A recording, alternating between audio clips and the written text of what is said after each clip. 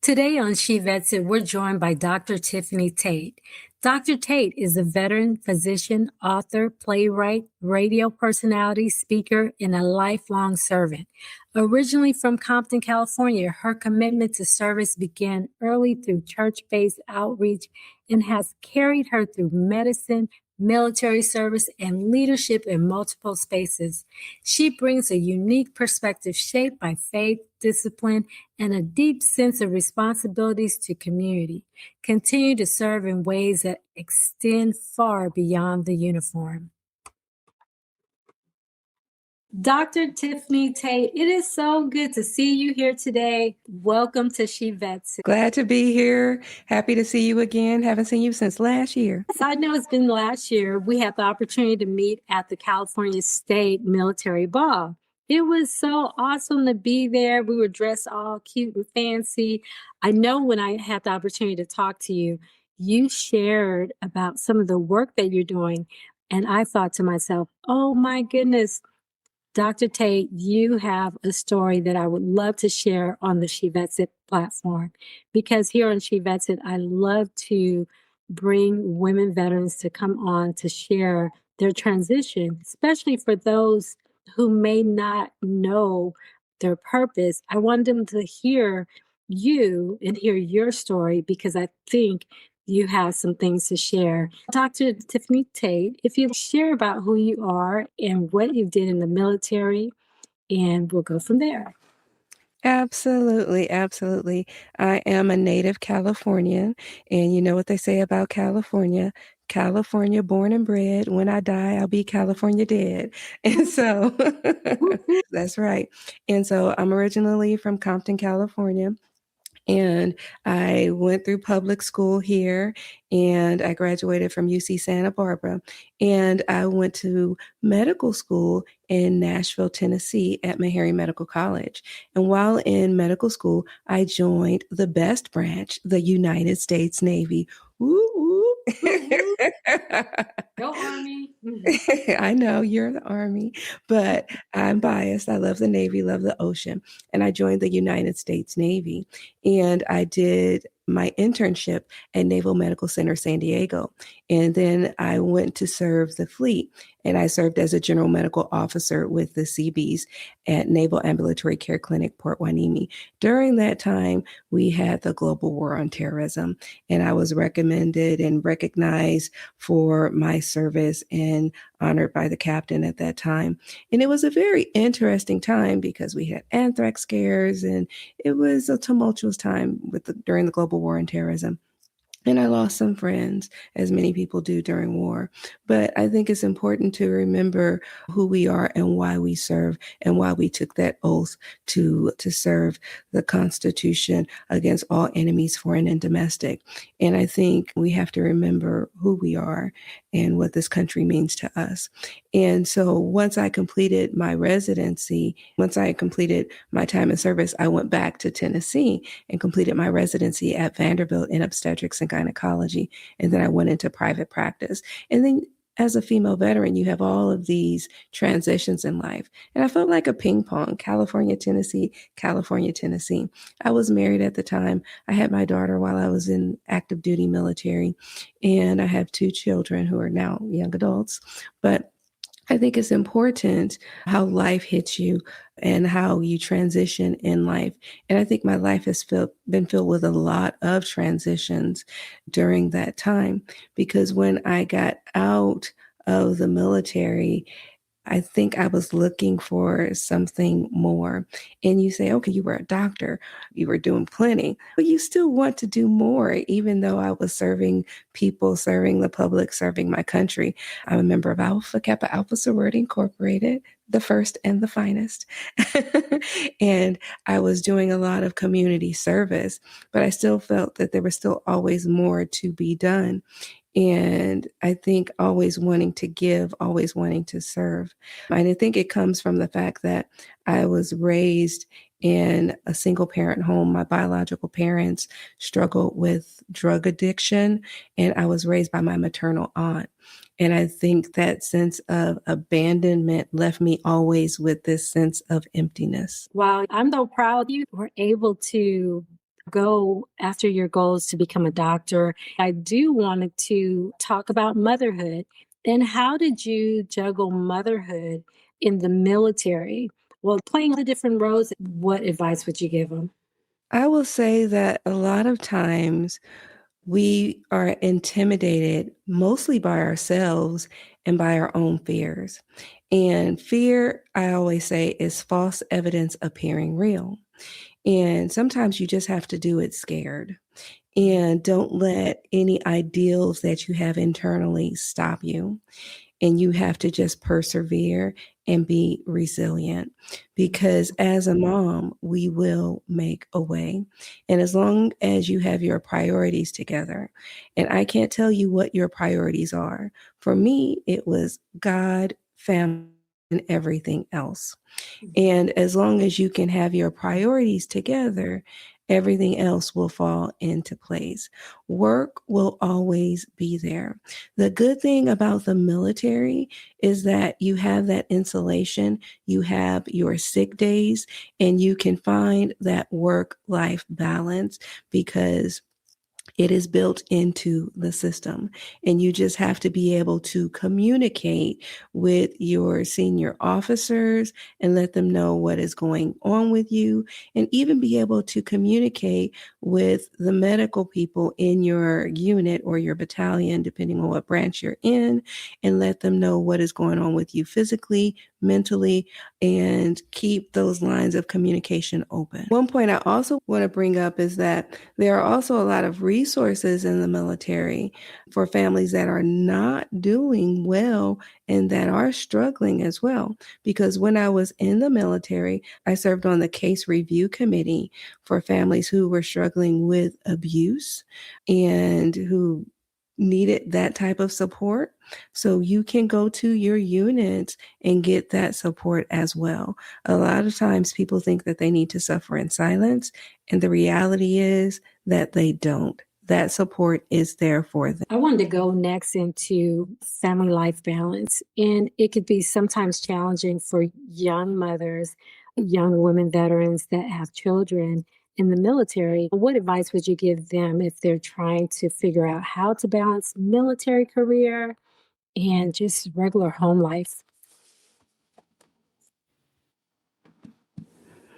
Yeah, I know that when you have a family and you have young kids, and I definitely have an infant and a toddler, it can be a challenge.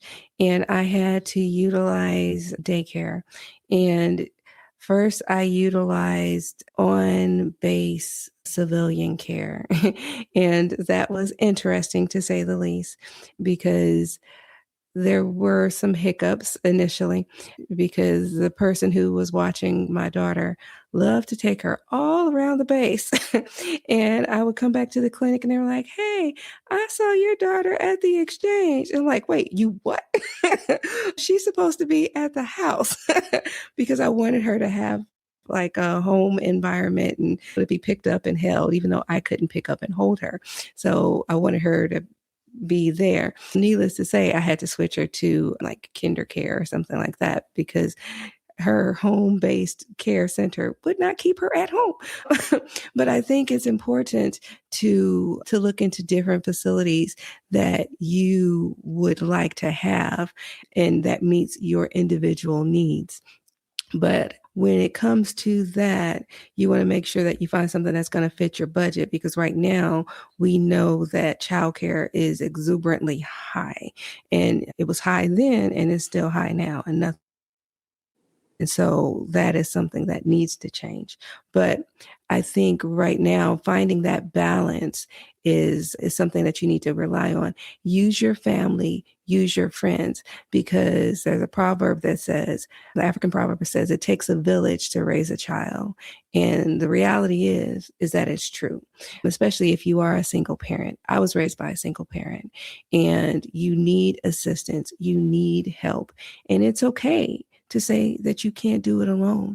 You don't have to do it alone. And that's the reality. You don't have to be the superhero.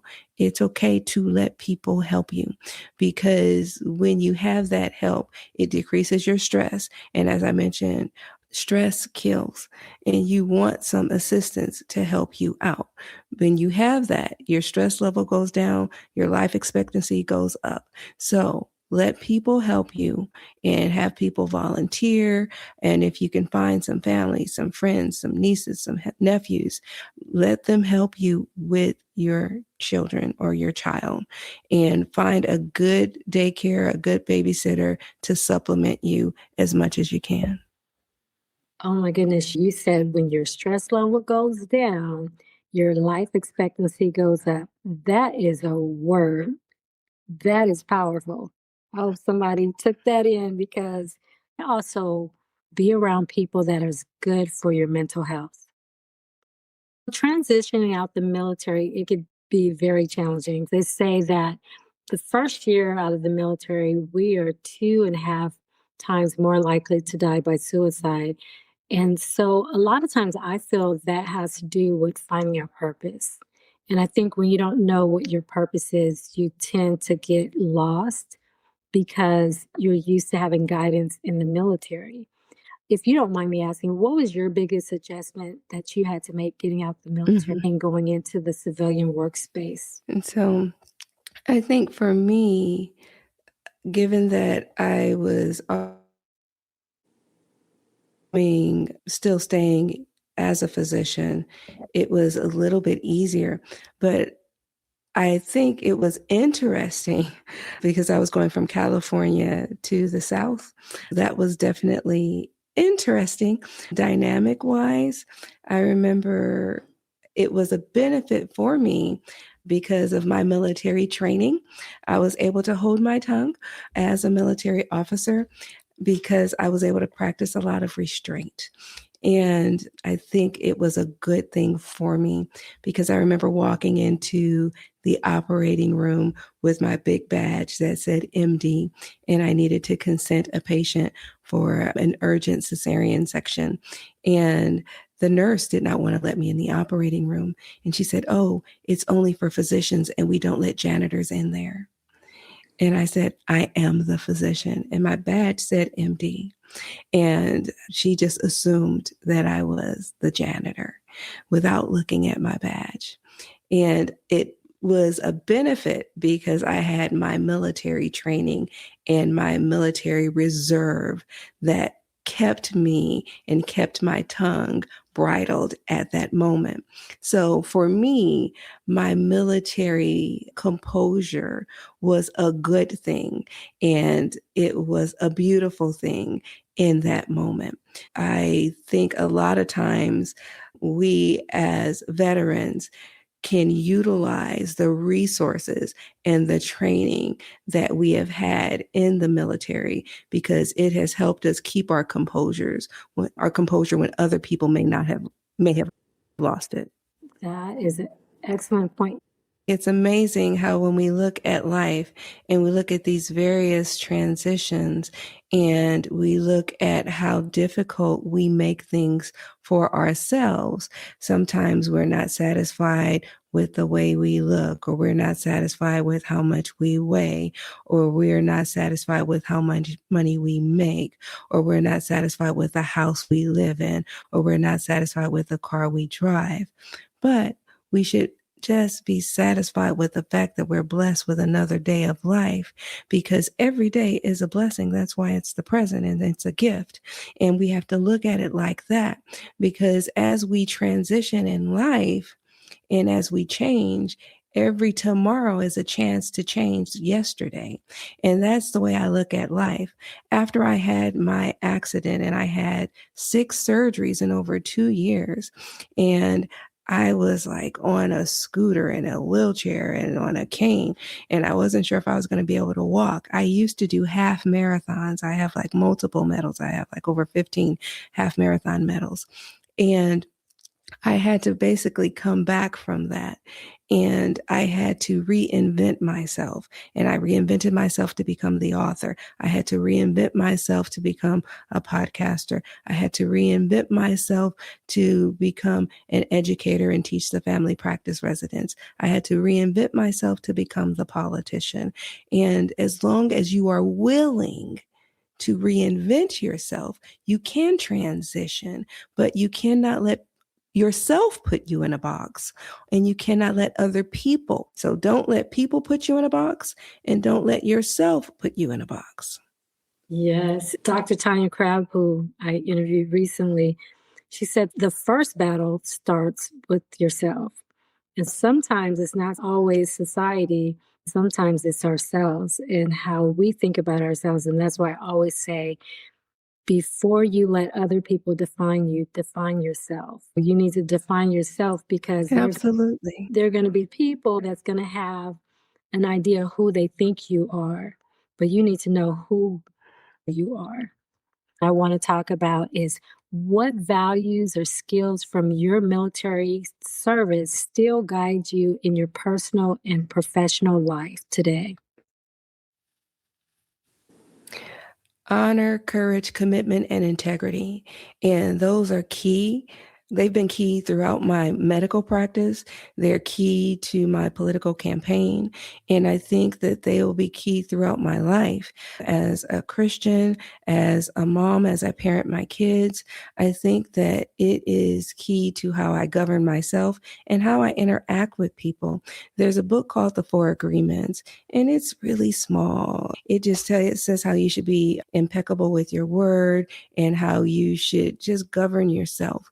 And I think it's important that we know how we should interact with each other. And I think when we say humankind, we need really to put kindness back into how we treat one another. And that is something that we don't do nowadays. We are not kind towards one another. And I think we really need to do that again. When we're raised and when we are growing up, we say treat others how we want to be treated. And we really need to think about that when we are interacting with other people. That is so true. I always share you have to look at the human in people. When I see someone, I see their male, female, I see their race. I look at my interaction with them, who they are as a person, and I treat everyone with respect. I don't judge. I don't care, like you mentioned earlier about the janitor. I treat everyone with respect. I am going to smile and be kind. Even if it's a janitor, I'm going to be nice and respectful to everyone because I think everyone contributes something to this world and is what keeps the system going. And I just think everyone deserves respect, no matter who they are. Love is everything. So I love what you just said. Absolutely. And as a surgeon, when I would cut people open, everyone looks the same on the inside. And I always say, if we peeled everyone's skin off and everybody walked around skinless, which kind of sounds creepy, but if we walked around skinless, no one would be able to claim any type of ethnicity or anything except by their language and dialect. And in my first poetry book, there's a poem called The Skin You're In. And it doesn't matter. Someone would complain about their height, their hair. We would always find something to complain about. So even if we didn't have our skin, there's something we'd be dissatisfied with. So sometimes we just really need to check ourselves. My motto is if God created me, that settles it. Absolutely. He found me fit to look this way. He found me fit to have this personality. He found me fit to have this hair. He found me fit because there's no one like me. And he brought me here for a reason. And so I always say, I will not live my life seeking validation for my existence because if God created me, that settles it. I'm here for a purpose. Absolutely. We are perfectly perfect as we are. With you being a doctor specializing in women's health, what are some of the major risk factors that we need to be aware of? I think at this point, we really need to be aware that heart disease is the leading cause of death for women, affecting nearly half of women who are over the age of 20. And it is a preventable disease with lifestyle changes with a healthy diet, exercise, and stress management. And so we have to be aware of what we're doing. Even in pregnancy, we have to be aware of complications like preeclampsia, gestational diabetes, and make sure we follow up with our doctors and take care of ourselves. And even with breast cancer, make sure you follow up with your doctor because breast cancer affects about 1 in 8 women minimum. So you want to make sure you see your doctor and take care of yourselves because when it comes to women, we have pregnancy, we have menopause, we have autoimmune disease, and we have mental health issues like depression. So we cannot just dismiss how we feel. And we want to make sure we bond with people, talk to people, and interact with people because no man is an island entire himself. And so as I've transitioned from practicing medicine to becoming an author and now to even having a podcast myself and to running for office, I know that I've had to make that life balance for myself to make sure that I don't become stressed. And it's important to always make time for yourself. Yes. So my next question would be, what are some things that you're doing for yourself when you feel like you're doing too much? Your cup is full, you are at capacity. What do you do?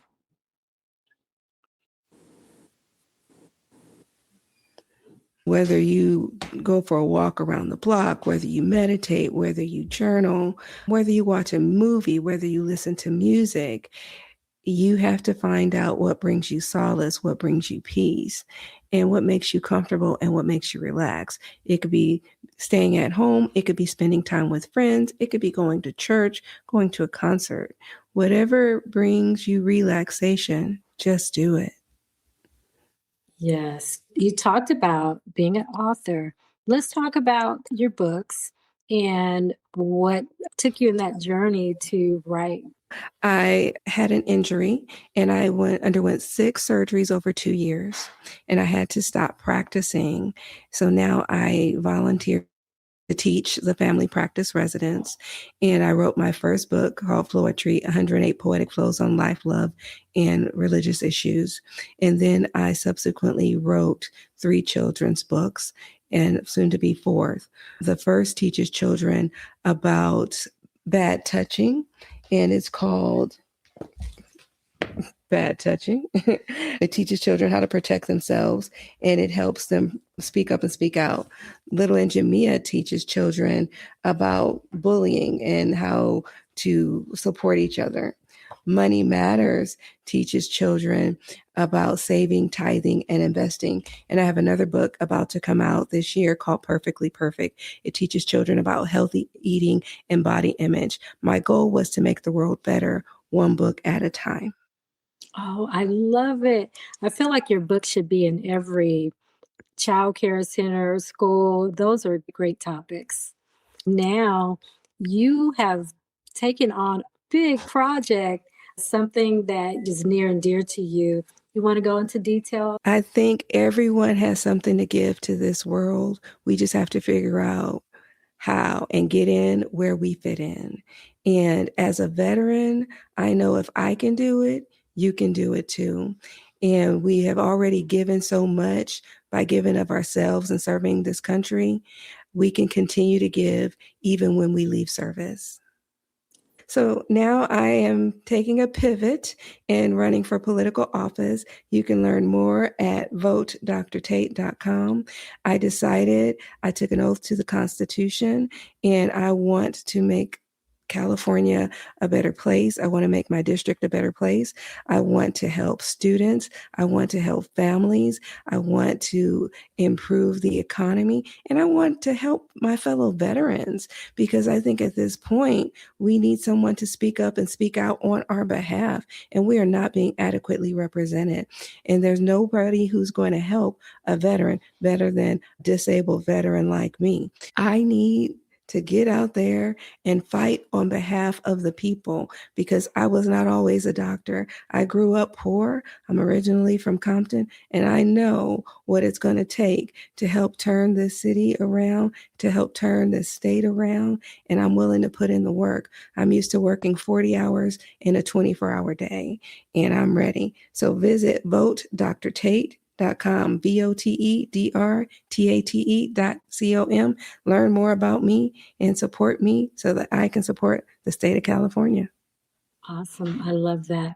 And how has your identity as a veteran influenced the way you show up as a leader and advocate today?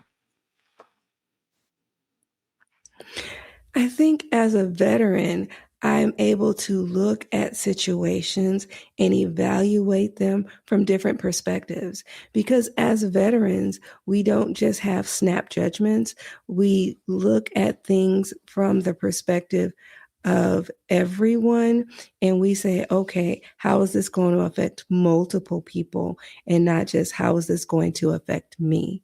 And I think that is important. We don't have an I mentality. We have a we mentality, a collective mentality, and not a selfish mentality, because that's how we were trained. And I think that is important. And I think that is key. And that's what we need right now. We need an us mentality and not an I mentality. What keeps you motivated during difficult seasons, especially when serving others feel heavy?